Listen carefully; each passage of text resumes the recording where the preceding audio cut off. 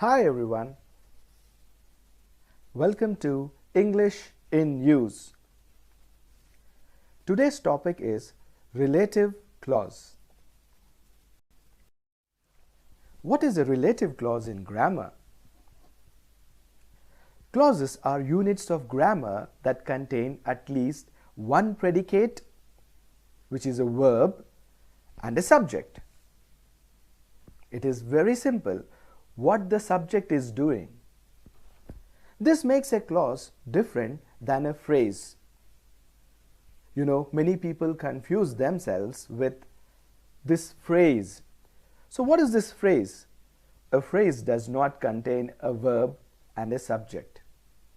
I think now you got the difference. In fact, the essential component of a clause is the verb, and a clause only contains one verb or verb group. Let us look at these examples to understand in a better way. Because you were late. Before you go to bed. All these groups of words contain both a subject and a verb, but they cannot stand alone. Here, stand alone means they don't make complete sense. Let us go in depth into our today's topic, what is a relative clause? Let us look at the following sentences.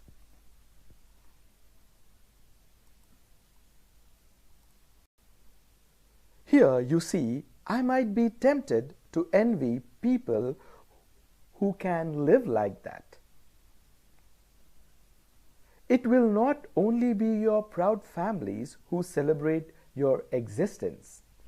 These two sentences are taken from J.K. Rowling's speech given on her graduation ceremony.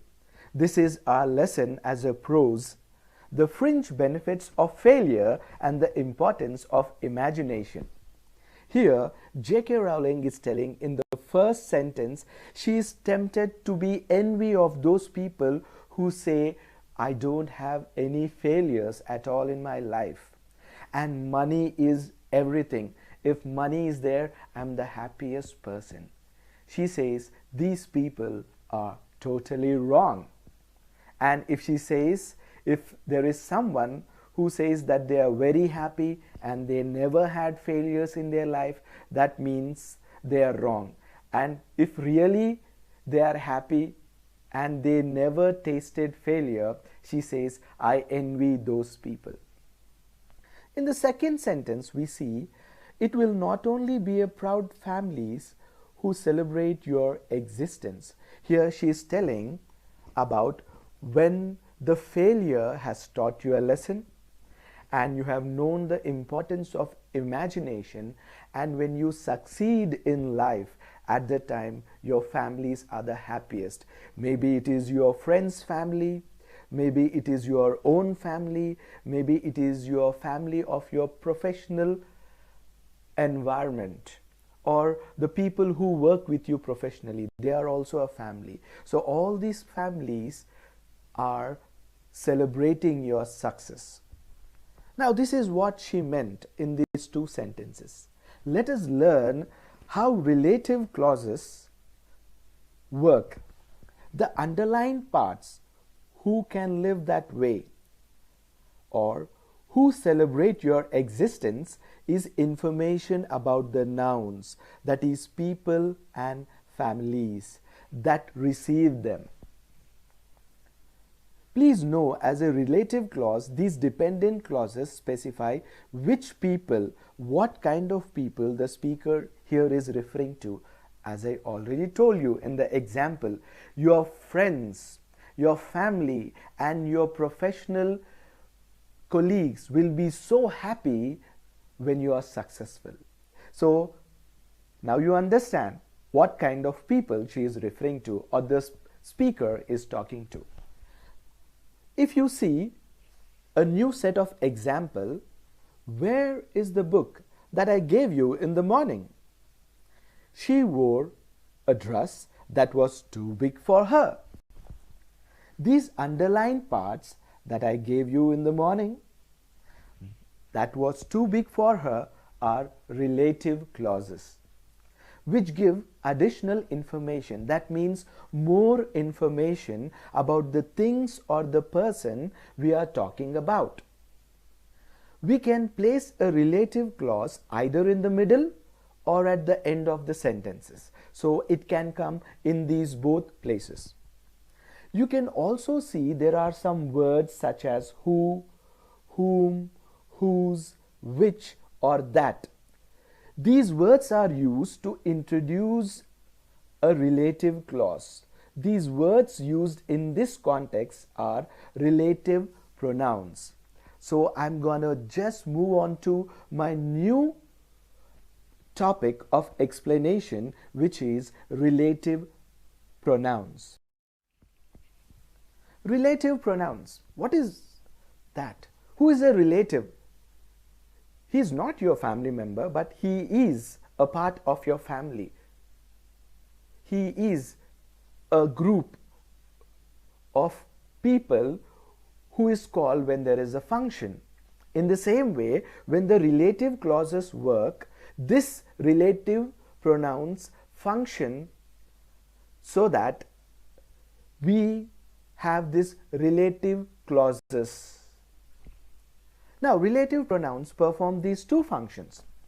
One, like other pronouns, they refer to a noun. Simple, instead of saying Matthew, every time we will say he. Matthew is a clever student. He is also intelligent. So, I said Matthew as a noun, then in the next sentence I have referred he. Second, also they join two clauses together. Let us look into this example. The film is about a girl. The girl overcomes many obstacles in her life. Now these are two separate sentences which have two clauses. Now they become one clause. Here is the example. The film is about a girl who overcomes many obstacles in her life.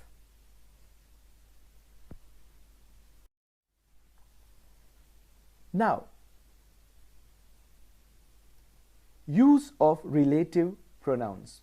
Now that we know that relative pronouns are very important so that the relative clauses function.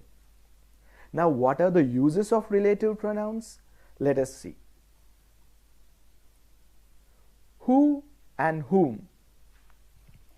Who and whom always refers to people. Who is used as the subject of the verb, whereas whom is used as the object of the verb in a relative clause. As you know, everyone in a sentence there is a subject and an object. So put it very simple. Who, whom is for subject and object respectively. So who is for the subject, whom is for the object in a relative clause. Now, however, in modern English, it is common to use who in both subject and object positions. You might say, how is this possible? Let me give you an example of your letters. In olden days or a few years from now, letters were written in a different way. For example, date was on the one side and salutation was on the other side, then the body of the letter was there, then again closing salutation and the signature was also on different sides. But today, in the present scenario, we have letters which are fully blocked. That means everything comes on the left side from date till the closing signature. It's the same thing. So nowadays we use who in both subject and object position. I think it is very clear with this example. But to be a little frank, whom is used only in formal or written English. Let us look at these two examples to understand in a better way. The woman who is talking to the tall man is the CEO. Here you can see the woman who is talking to the tall man is the CEO. In the second sentence, the woman whom the tall man is talking to is the CEO. So here he is clearly showing the difference between a formal and a written English where whom is used and the modern way where who is used. I hope you clearly understood that. Next, whose. We use whose in relative clause to describe ownership or possession to show that something belongs to or relates to someone or something. It usually refers to a person, thing, or a group. Let me tell you, it's your birthday and you get a gift. Or your dad has given you a wonderful gift ordered online because you have done so well in your examination. Now, you neither paid for it, neither you have gone and purchased it, but because it is a gift, it is your own. You are the owner. You are the possession. You have that possession of that gift. So you are the owner of it. In the same way, who is used to describe the ownership or possession. That means it is mine. That's what it is all about. It is usually referred to a person, thing, or a group. Whose replaces his, her, its, or their. The first example, I have never seen a plant whose flowers change colors. It can be said like this also, I have never seen a plant, its flowers change colors. Now do you know the difference? I can say its flowers change color, but I am using whose flowers. The second sentence, we have invited only those scholars whose work is relevant to the project.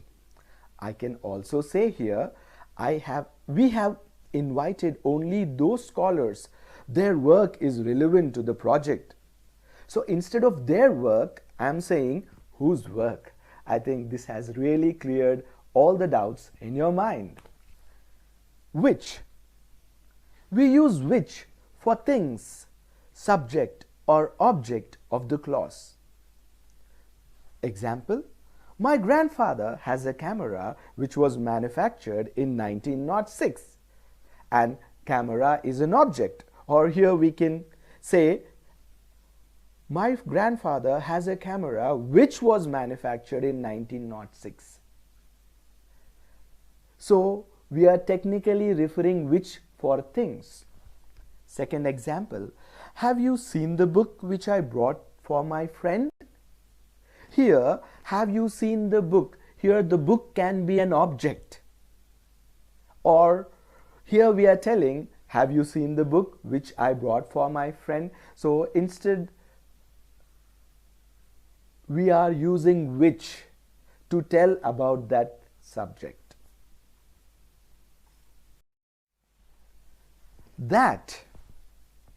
Now please look into this aspect.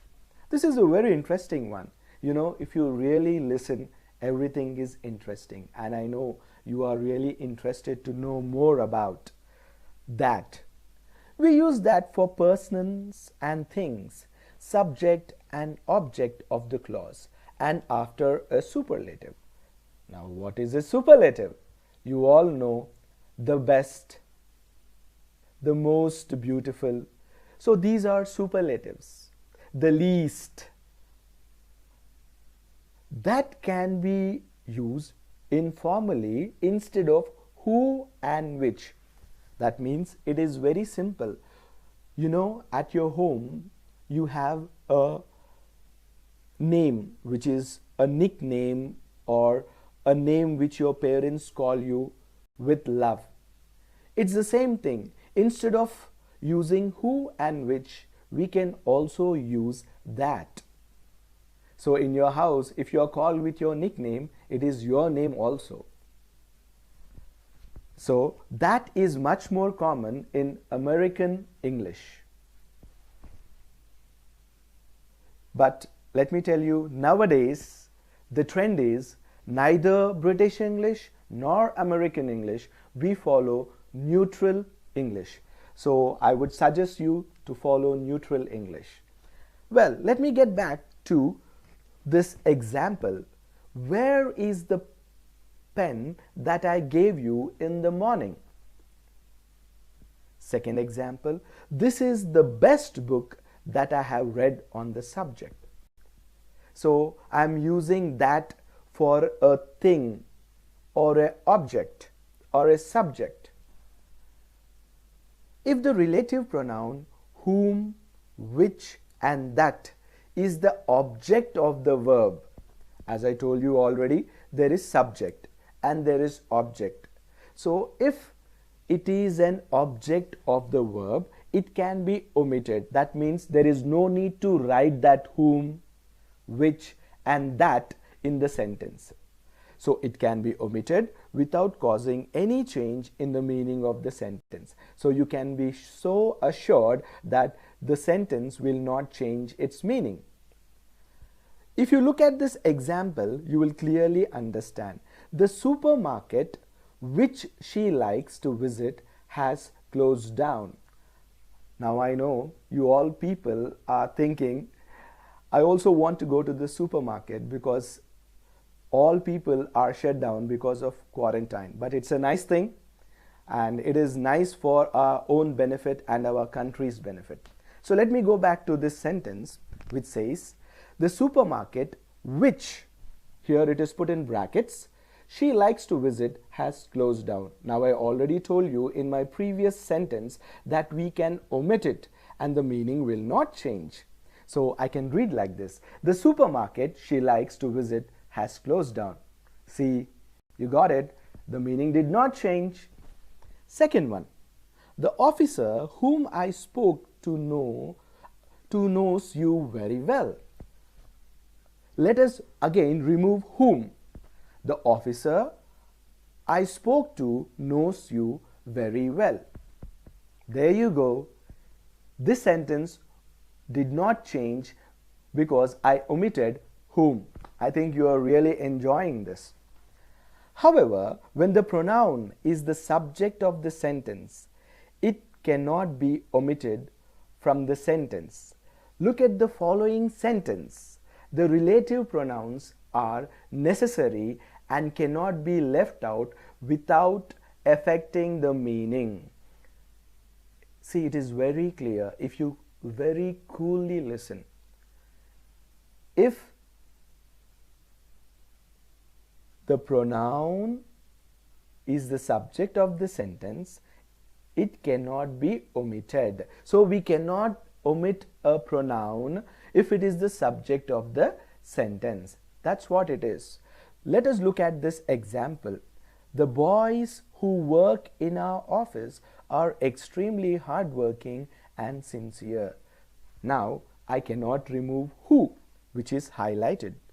If I say the boys work in our office are extremely hardworking and sincere, there is a change in the meaning of the sentence. So because the who is the subject of the sentence or the pronoun, so this cannot be omitted.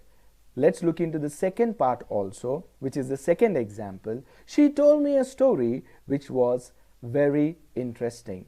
So if I talk like this, or if I say the sentence like this, she told me a story was interesting, it is grammatically incorrect. So as I told you, we cannot omit it. So the sentence is, she told me a story which was very interesting. So here is a summary of what we have learnt in today's class. We learnt what is a clause in grammar, what are relative clauses, and how relative pronouns function and the uses of relative pronouns. And let me tell you, this is a single unit. I know you would be quite bored with it, so I thought let me take the remaining relative adverbs and types of relative clauses in my next session. So please stay tuned so that you would learn about relative adverbs and types of relative clauses, which is defining and non-defining, so that we can complete the topic on grammar, which is relative clauses. Thank you very much for your cooperation, and please make sure that you go through it again anywhere where you did not understand. I hope you would definitely look into that. Thank you.